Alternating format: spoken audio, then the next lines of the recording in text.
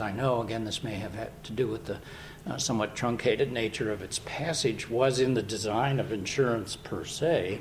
My impression is they more or less copied Massachusetts, which more or less copied what was in the market, but given a lot of research on optimal coinsurance, some of which I think is well conceived and some of which is a little overly enthusiastic about certain things, but even so, I think there probably are insurance designs that could not only be part of a standardized package, but we don't know yet what they are, and we could actually do research to try to figure out what they are. Despite what I've said about moral hazard, full coverage above a deductible sounds like a nice, transparent policy that people ought to be offered, and in many ways, the amount of moral hazard once you cover the deductible is probably small enough that it may not make sense to have all these complicated deals after you cover the deductible, just so the coinsurance can extend further up the spending gradient. But those are just opinions. I think, and maybe it's more in our role as advisors to Consumer Reports than our role as advisors to the government, which of these policy designs really do make the most sense for most people, and can we take a bunch of them and basically say, you know, they can still offer them, but they should print them only on paper with red ink so that nobody would buy them without a forewarning, and there'd be some favorite policies. That would be a kind of intermediate step between standardization and free-for-all that I think might be beneficial. Let me just add one other thing I forgot to mention, which is there is an enormous amount of work and thinking on the research side that went into a conference that I ran at the NBR a couple of years ago. And if you go on nbr.org//confer, and you look back a couple of years, 2 years, there's a set of slides from that conference which are excellent, which lay out all the different research areas proposed by the ACA and a bunch of ideas. So if folks want to think more about research questions posed by the ACA, I urge you to go back. And if folks can't find them, let me know. I can send you the slides. So I'll start off with the first question, and hopefully you folks will be thinking of questions on your own. And my first question is, given the federalism in the rollout, what states are you looking towards as kind of bellwethers of the overall impact of the ACA? I think it would be very nice. You know, basically the problem with having the ACA was we always had Massachusetts as an example. Everyone's always said, oh, Massachusetts is weird and different, and we are to some extent. So I think it will be nice. I think we're just going to see enormous state heterogeneity, much more than we anticipated when we passed the law. I think California is the clear next big bellwether. I think if it works in California, it's hard to say. It's just California's weird too, but it's big and weird at least. I think Maryland is another one. I think basically the states with the state exchanges are by and large broadly the places we want to look. And I think there's really two things you need to look at. I mean, one is, you know, I realize we're here to do economics, not politics, but just for a minute, this Medicaid expansion thing is totally insane.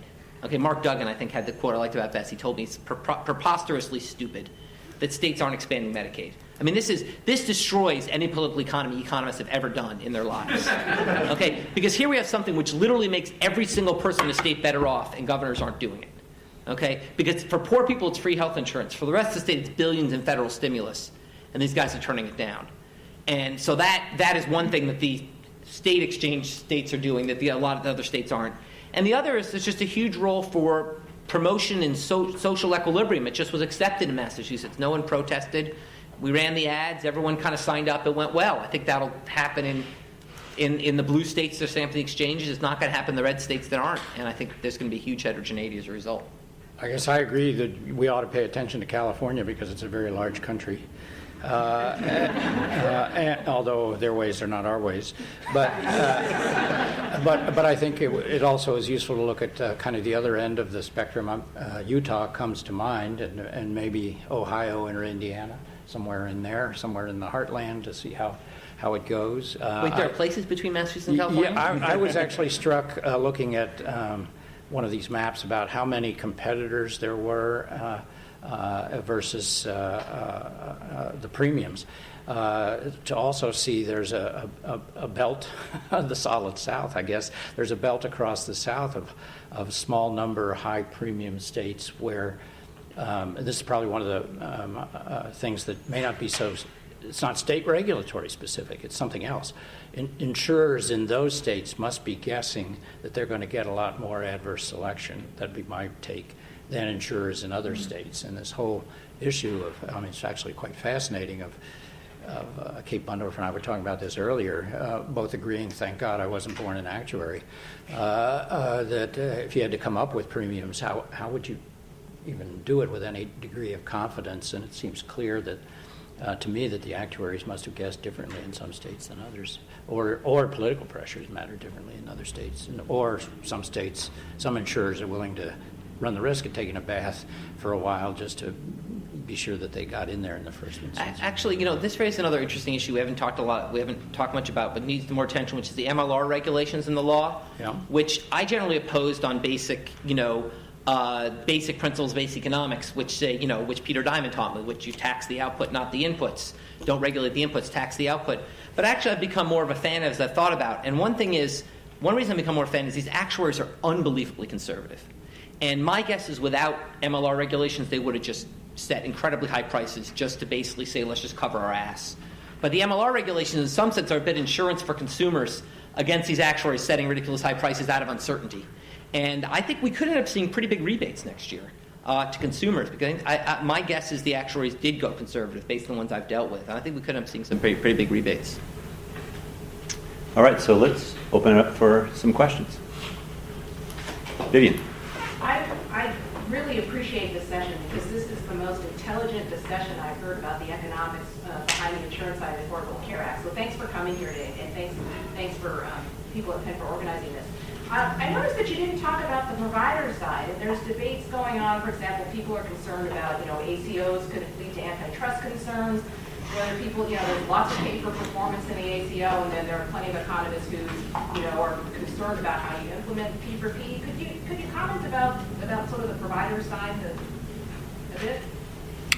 Well, it's actually interesting, kind of the bifurcation. Most of the provider side parts of the ACO don't apply to the private insurance side. They apply to Medicare. And there are part and parcel of the effort to somehow wring out 2/3 of the funding of the subsidies for those young people who don't deserve it out of what otherwise would have been Medicare spending. And I worry about what you're worried about, that this may provide a safe home for monopolies and quasi-monopolies, either vertical or in some cases horizontal. I also think it's interesting, and then I guess I have something here that I don't understand.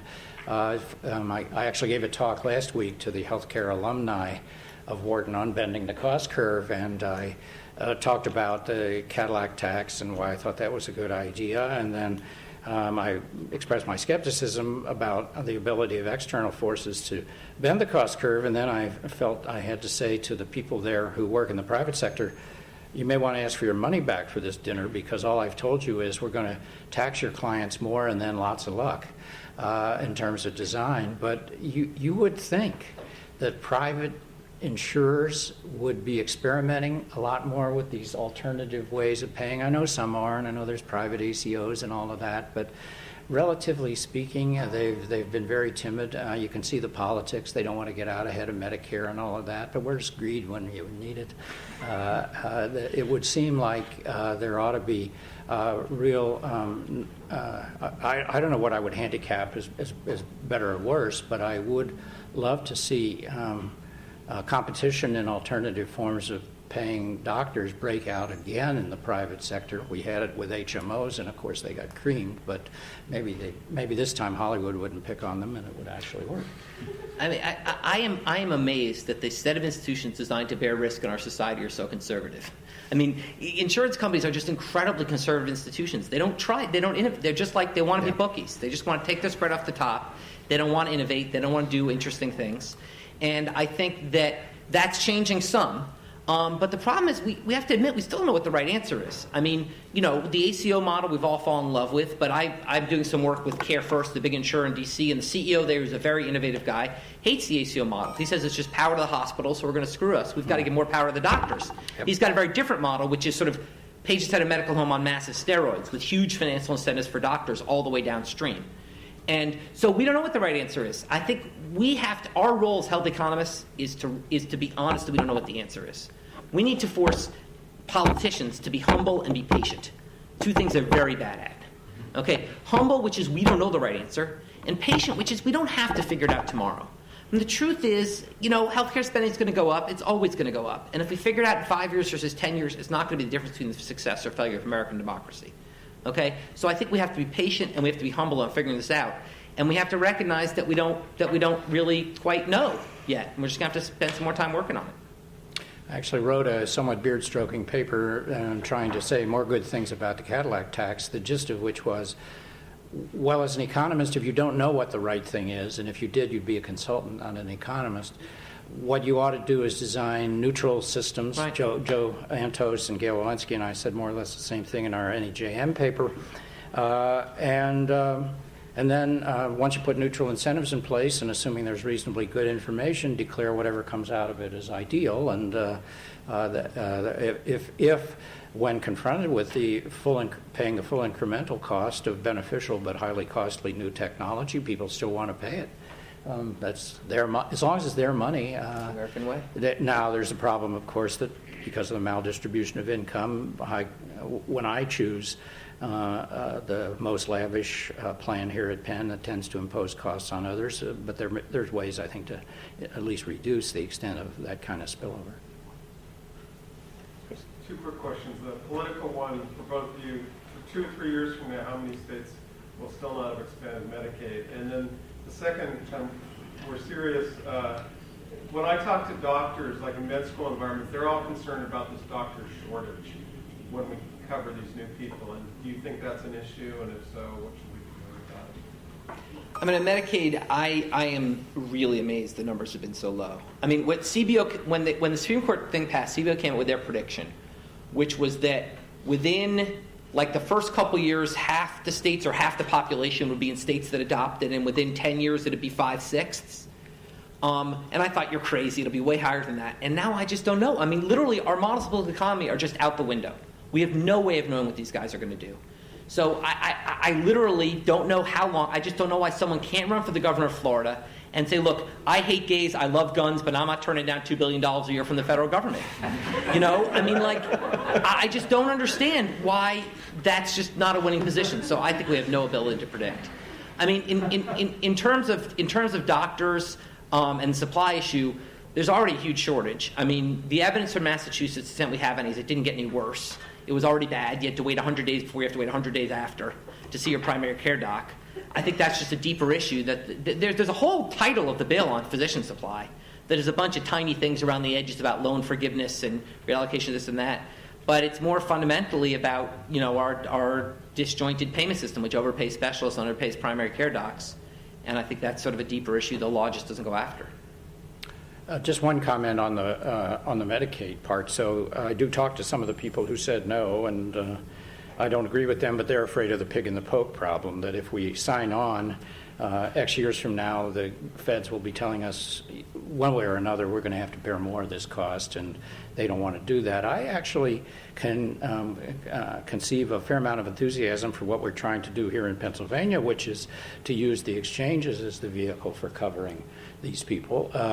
For one thing, if it's good enough for us, why isn't it good enough for them? This bifurcated system of a separate public insurance for poor people compared to everybody else, I think you wouldn't even have to be a sociologist to think maybe that's not your most favorite thing to do. Of course, it's going to cost more, but the question is whether we're willing to pay that. Now, that still doesn't solve the financing problem or explain why they won't take the money, but in a way it makes it look more Republican, and it also gives a chance for the state to have, in a way, by surrendering control over this, to have be less on a hook. I mean, look, on the first point, that's their argument, that the feds, look, it's 100% federal finance for 3 years, then 90%. Blue governors in red states have offered to write laws which literally say, if it goes below 90, the program will be canceled. You could write a law that says, if it goes below 90, the program will be canceled unless 95% of the legislature supports reinstating it. You could write any law you want to credibly commit to that. So, that's not a great argument. Now, the other issue about Medicaid versus private, that's all a financing issue, like you say. I mean, literally, when we were writing the bill, a lot of people wanted to go Medicaid to 100, not 133. The only reason Medicaid to 133 was to save money. It's the only reason. I mean, well, the left liked it, but ultimately, it was about financing. Medicaid's cheaper because they don't pay docs well. And basically, that's why I just still don't understand this Arkansas solution, where they're somehow supposed to both put people in the exchange and have it be budget neutral. Yeah. That is literally impossible, mathematically impossible. So I don't understand what this Arkansas solution